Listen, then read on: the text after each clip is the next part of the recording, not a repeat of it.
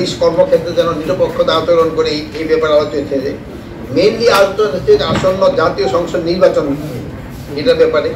তারপরে এই পুলিশ সংস্কার কমিশন নিয়ে আলোচনা, পুলিশ সংস্কার কমিশন আমাদের প্রায় মোটামুটি তো করা হয়েছে।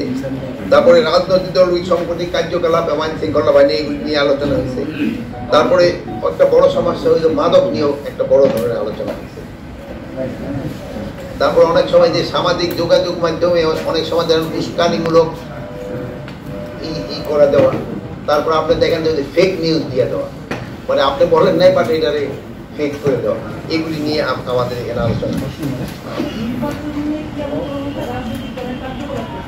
না, নির্বাচন নিয়ে আলোচনা হয়েছে, এটা হলো আমরা যেটা বলি, যেমন ধরেন ফ্যাসিস্ট সরকার পতনের পরে রাজনৈতিক দলগুলির মধ্যে যে ঐক্যটা ছিল তা ধরে রাখতে হবে। রাজনৈতিক মধ্যে যদি মত থাকতে পারে একজনের, কিন্তু জাতির বৃহত্তর স্বার্থে গণতন্ত্রের পথে উত্তরণে সব রাজনৈতিক দলকে ক্ষুদ্র ব্যক্তি এবং দলীয় স্বার্থকে পরিত্যাগ করে ঐক্যবদ্ধ থাকতে হবে। এই ঐক্যে যদি ফাটল ধরে এর মধ্যে কিন্তু ফ্যাসিস্ট দূষণরা ঢুকে বিশৃঙ্খলা ও নৈরাজ্যকর পরিস্থিতি সৃষ্টি করতে পারে। আর এটা হলো জাতীয় নির্বাচনটা আপনারা বারবার দেখেন কতটা সুষ্ঠু, অবাধ, নিরপেক্ষ এবং নিরাপদ হবে তা নির্ভর করে নির্বাচনে অংশগ্রহণকারী রাজনৈতিক দলগুলির উপর। আমাদের আইন শৃঙ্খলা বাহিনী নির্বাচনে নিরাপত্তা প্রদান ও আইন শৃঙ্খলা বজায় রাখার ক্ষেত্রে সর্বাত্মক সহযোগিতা করে যাবে। এক্ষেত্রে আমরা সম্পূর্ণ প্রস্তুত রয়েছি।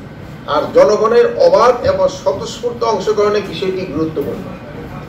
যে বিষয়টি রাজনৈতিক দলগুলি নিশ্চিত করতে হবে, সবাই অংশগ্রহণটা রাজনৈতিক দলগুলি নিশ্চিত করতে হবে। সর্বোপরি সকলের সহযোগিতা বর্তমান অন্তর্বর্তীকালীন সরকার একটি অবাধ, শান্তিপূর্ণ, উৎসবমুখর নির্বাচন উপহার দিতে পারবো বলে আমরা আশা করি। এখন হলো আবার যদি অ্যাক্টিভ হয় সেজন্য বলে যে পুলিশ ওভার করে ফেলছে, এখনো কোনটাই আর ওই যে বলে না, ওই যে ক্রিকেট খেলার মতো আছে না, এই ওইরকম তো দাগ দেওয়া মানুষের ক্ষেত্রে সম্ভব না, এটা হইলে ওয়াইড। বাট আমাদের ক্ষেত্রে, মানুষের ক্ষেত্রে এই সম্বন্ধে ওয়াইডটা করে দেওয়া কিন্তু বড় মুশকিল। আমরা তারপরেও চেষ্টা করতেছি। এই যে ধরুন গতকালকে যেমন পুলিশের ক্ষেত্রে হয়েছে কি আগুন ধরাই দিছে, কিন্তু এখন যদি আগে আগুন ধরানোর আগেই যদি পুলিশ অ্যাকশনে চলে যেত তা আপনারা বলতেন যে শান্তিপূর্ণ অনুষ্ঠান হচ্ছে, কেন পুলিশ বাধা দিল।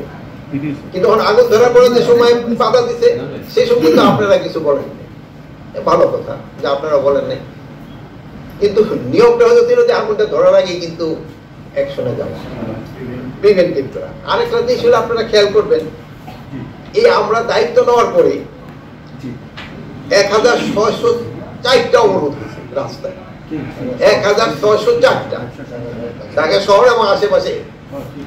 এটা করতে 123টা সংগঠন, 123টা সংগঠন এটা করছে।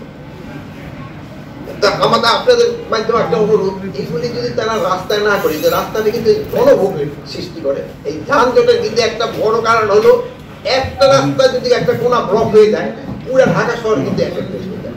তা আমি সবার কাছে একটা অনুরোধ করবো, যেটা যদি একটা পার্টিকুলার জায়গা, যেমন যেখানে মাঠ রয়ে গেছে অথবা সরোয়ারি উদ্যান রয়ে গেছে, এই সব জায়গায় যদি করে তো কিন্তু জনদুর্ভোগটা কমে। যেহেতু হ্যাঁ আমরা ফিক্স কেন, এখন আমরা তো বলছি এখানে, এখন আমাদের কাছে যেসব এটা তো আমাদের কাছে যাচ্ছে না, ফিক্স করবো যে আমাদের কাছে যাওয়ার প্রয়োজন হবে। যদি এটা তারা করে থেকে দুর্ভোগ কিন্তু কমে, এবং তারও কিন্তু চায় না যে জনদুর্ভোগ হবে, কিন্তু এটা করলে সবচেয়ে ভালো। যদি তারা যার যার জায়গা থেকে তার, যেহেতু সবাই তো দাবি দেওয়া থাকতে পারে, তাদের প্রতিবাদ করার অধিকার রয়ে গেছে, কিন্তু এটা জনগণের দুর্ভোগ সৃষ্টি না করে।